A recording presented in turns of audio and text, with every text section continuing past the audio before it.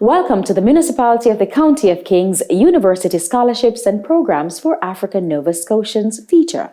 This program is designed to highlight educational institutions that are promoting equity, diversity, and inclusion by way of providing social and financial support to advance the education and social development of African Nova Scotians, and in turn, contribute to the overall development of the Kings region. February is African Heritage Month. This presents Kings with an opportunity to recognize the long and important history of people of African descent in the development of our area, indeed of our world. This year, African Heritage Month in Nova Scotia is celebrated under the theme, Through Our Eyes, the Voices of African Nova Scotians. This theme highlights all of the contributions and the voices of African Nova Scotians who dedicated much of their lives to advocacy, community work, social justice initiatives, and also those who have made and continue to make significant contributions to our social, economic, and political landscape, despite the challenges of anti-Black racism. This time also provides an opportunity for the sharing of everyday lived experiences of African Nova Scotians. The theme also links with the United Nations Declaration in December of 2013 proclaiming 2015 to 2024 to be the International Decade for People of African Descent.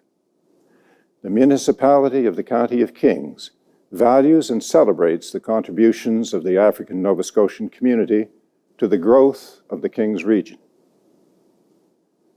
I encourage residents, businesses, and community groups to participate in the activities and celebrations of this occasion, and also to take the opportunity to reflect on the story of Nova Scotia's vibrant African Nova Scotian community here and throughout the province. To highlight and celebrate the many successes of the African Nova Scotian community, the Municipality of the County of Kings brings you this feature to build awareness of African Nova Scotian successes, stories, and heritage through the eyes and voices of African Nova Scotians and those who serve the community of communities in the County of Kings. Happy African Heritage Month. My name is Kelsy Jones, and I'm the director of the Indigenous Blacks Mi'kmaq Initiative at Dalhousie University Schulich School of Law. I would like to take this opportunity to thank the Municipality of the County of Kings for inviting me to speak to you about the Ibm Initiative. We are truly appreciative of the hard work and efforts the municipality has put in to creating a community of communities and ensuring that all voices are being heard and represented. I'm so excited to speak to you about the Indigenous Blacks Mi'kmaq Initiative, or the IBM Initiative. So if you're African Nova Scotian looking to pursue a career in law, know that there's an organization that is there to help you throughout your journey. So the IBM Initiative was created in 1989 to increase representation of African Nova Scotians and Mi'kmaq within the legal profession. The IBM Initiative was the result of the efforts made by African Nova Scotians and Mi'kmaq First Nations to obtain access to legal education and to the legal profession. This was in order to address the systemic racism within the justice system. So the IBM Initiative receives 12 seats in each first incoming year class. We try to divide those seats evenly between the African Nova Scotian community and Mi'kmaq community. With that being said, we still do encourage African Canadians and Indigenous students who don't identify as Mi'kmaq to apply as well. This is because if in any given year, if all the eligible applicants from the African Nova Scotian community and the Mi'kmaq community have been admitted and there are still seats remaining, we will then draw from the African Canadian community and Indigenous communities across Canada to fill those remaining seats. So the IBM Initiative application process is holistic in nature. So this means we don't have any strict minimums when we're looking at your GPA score or your LSAT scores. We instead look at those scores in combination with your lived experience, any barriers that you have faced throughout your life, and then with that, we're able to determine whether or not you can meet the demand of law school. If admitted through the IBM Initiative, it is no different than regular law school. You will have to complete the same exams, the same assignments, and in the end, you will earn the same Juris Doctor as everyone else. The difference is you'll have the IBM Initiative to help you along the way. We provide tutoring, culturally responsive counseling. We provide exclusive job opportunities and network opportunities as well.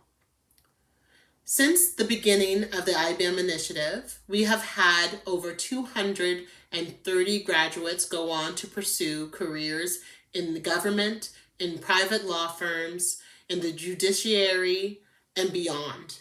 So if you're interested in the IBM Initiative, please contact us through telephone at 902-802-9827 or by email to the email address below. I look forward to hearing from you. And again, happy African Heritage Month. Hi, everyone. My name is Brittany Mastriani, and I'm here with Patricia McCulloch from the Black Educators Association to hear more about the organization and the programs they offer. Hi, Patricia. Thank you for having me today, Brittany. Thanks for being here. So to start us off, maybe you could briefly tell us a little bit about the BEA, the background and the history of the organization and what kind of things they do today. The history of BEA is that they were founded in 1969, so we're over 50 years old as a grassroots organization. We started with the Black Report in 1991, and that's when the Regional Educators Program started with the Black Educators Association. And so what kind of programs are currently on offer from the BEA? Well, the main one is the Regional Educators Program, like I said. We offer the Cultural Academic Enrichment Program, which is the CAEP, which is an after-school tutoring program for African Nova Scotian students. We offer the Spelling Bee, which we have provincial, but we also have regional. The Math Camp, we have a math camp for grades 7 and 8. It's held at Dalhousie. We have Camp Kujichagulia, which is offered at Educator University. We have Adult Learning Program, which is offered in Yarmouth and in Halifax right now in the HRM. It will be offered in other areas, but they're trying to work around the logistics of that. So that's still on the works. We have the BEA Bursary Program, where we have scholarships for students that are graduating from high school. And we also have scholarships from ACSB, which is African Canadian Service Branch, who funds us from Department of Education. We have Parent as Career Coaches. That's another program we have where parents coach the kids that are in the schools. We have we're Black Teachers Advocates. We offer education committees for all the areas that I serve. Like my area right now for the Valley Regional Educator is West Hants, Kings, Annapolis, and Lunenburg County. That's my area that I work with. We have historical literature that we worked with, and community and parent education committees. So Wow. those are some of the things. Those are some of the things that I have written down because I know I can never remember them all. So That's impressive. That's amazing. So obviously the BEA has provincial reach. Correct. But I'm wondering if you can tell us a little bit about the impact of the BEA on the lives of African Nova Scotians living in kind of Western Nova Scotia or Kings County. the way we impact the lives of the African Nova Scotian learners is that we, if there's issues in the schools, the parents or SSWs, because we work with the SSWs in the school, the student support workers, and try to help or advocate for the parents when it comes to the kids having either learning disabilities, learning issues, racial issues.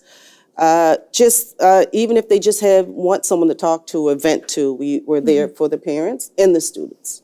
Wow, so it sounds like advocacy, research, programming throughout a learner's life, which is awesome. Correct. We hope everyone's lifelong learners, so Yes. that's really impactful.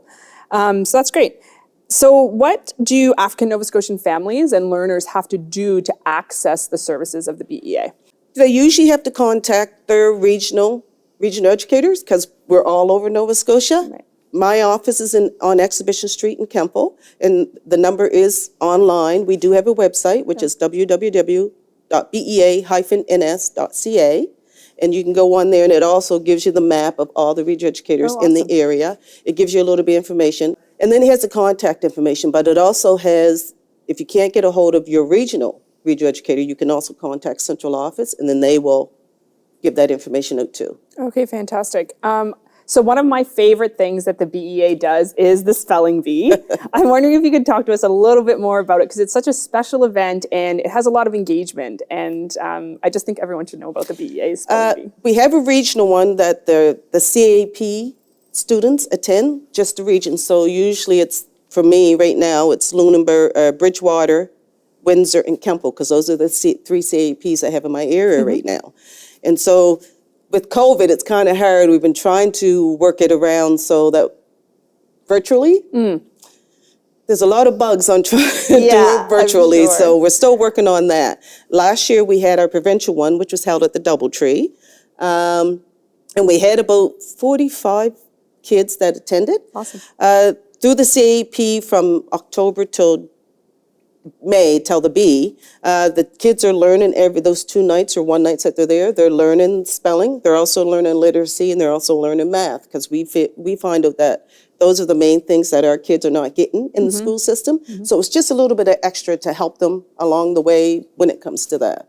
A lot of the kids that I found that went to the B are now working at the B as judges, as just volunteers, just working there because they like the B that much. That's awesome. So you mentioned a little bit about the Cultural Academic Enrichment Program. Can you talk to us a little bit more about that? Because I know we have a really vibrant group here in Kings County. They do a lot. They've come to the municipality to show their work before. Yes. And they're a really special crew of learners. So they are. So it's a site coordinator. The staff, I'd say, is really good at the Kemple CAP. Yeah. Like Tammy is top notch. She is. Tammy's awesome. Every year it's like, are you coming back? Are you coming back? Because I just can't find anyone that's more engaged with the kids besides myself that want to work with the kids. And that's what we try to find, is that staff that's going to engage with the kids, keep the kids engaged, but also make it fun for them, because even though they're learning, it's supposed to be fun, because in school they have to learn. It's not, they don't make it fun. So when we do the CAP, it makes it fun. The CAP started probably around the same time the Regional Educators program started, because it first started as youth groups, and then it kind of changed over to the CAP. And the CAP is just an after-school program that helps tutors the kids when it comes to the math, the literacy, their spelling. Also the cultural part, because a lot of the kids don't get it in the schools, or they're not in a community like when we grew up. We had a community. So there's not a community anymore that they can be together and learn. So that's what part of the Cultural Academic Enrichment Program is for that. So lastly, before we wrap up, is there anything else that you want to say? Give a shout out to some of your Black learners out there. Like, what do we gotta say to the community? BEA, like I said, it's been here for a long time, and I'm here to support any child, African Nova Scotian learner in the school system.